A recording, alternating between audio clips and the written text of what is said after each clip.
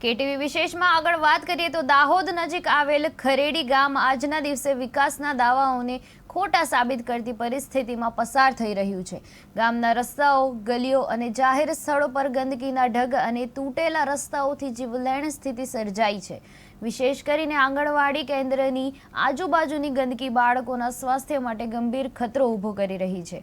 ગામના કૂવો અને તળાવની આજુબાજુ પણ ગંદકીના કારણે મહિલાઓને ભારે હાલાકીનો સામનો કરવો પડે છે।